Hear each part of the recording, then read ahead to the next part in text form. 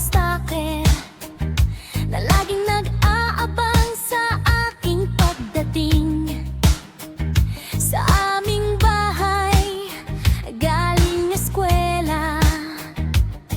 I was 18 before tinatanong-tanong niya ang pangalan ko sa aming kapitbahay. Minsan sa aking tito at pinsan, pero hindi ko alam kasi hindi nakakarating sa akin. Minsan nagkakasalubong kami, ang sabi hey in life.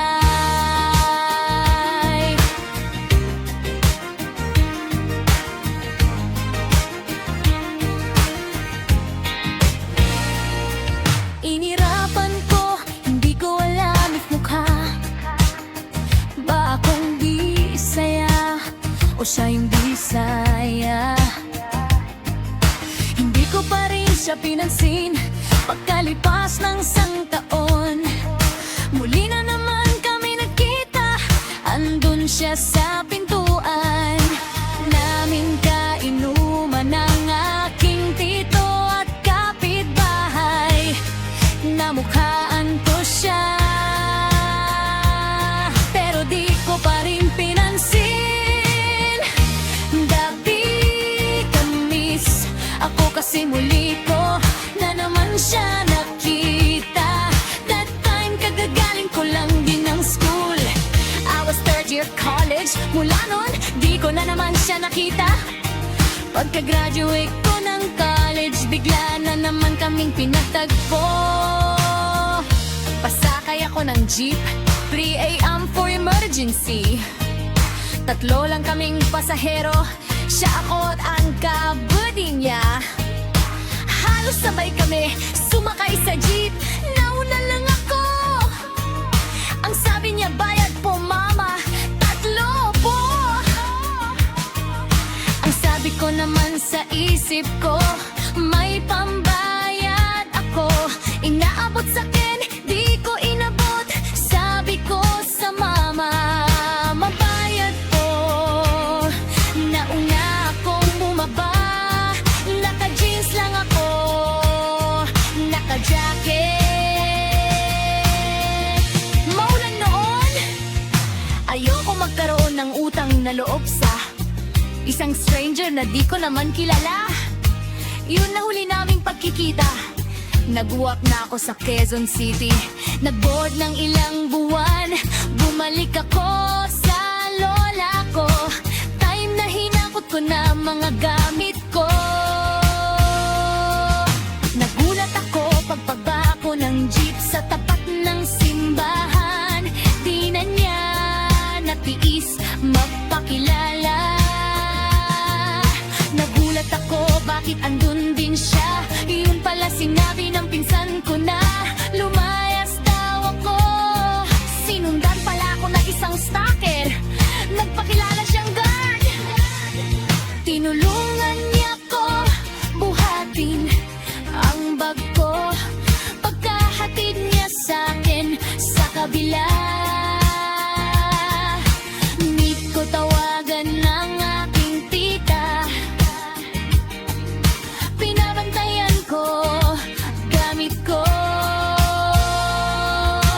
Then pagkatapos nun, hiningi niya telephone number ng tita ko. Sasabihin ko sana nawala, kaso na-booking na ako.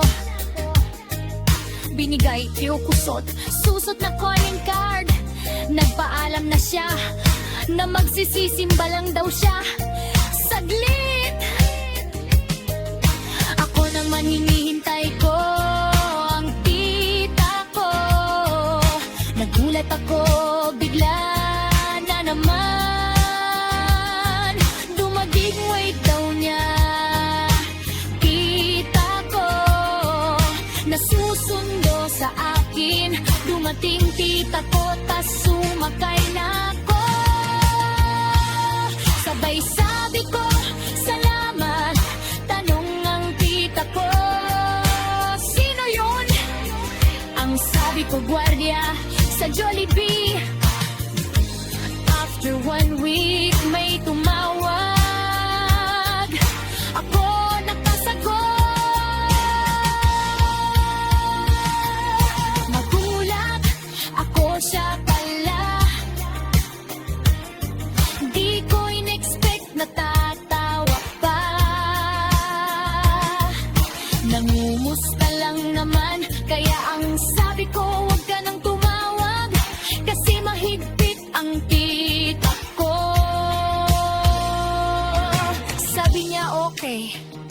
Akala ko una ang huli.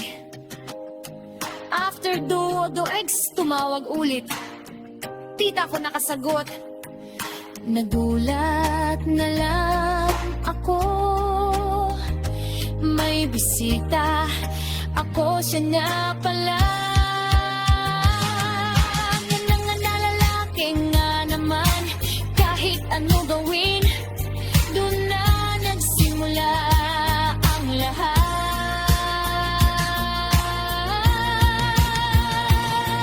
Siya nga pala, si Bobby isa palang Philippine Army.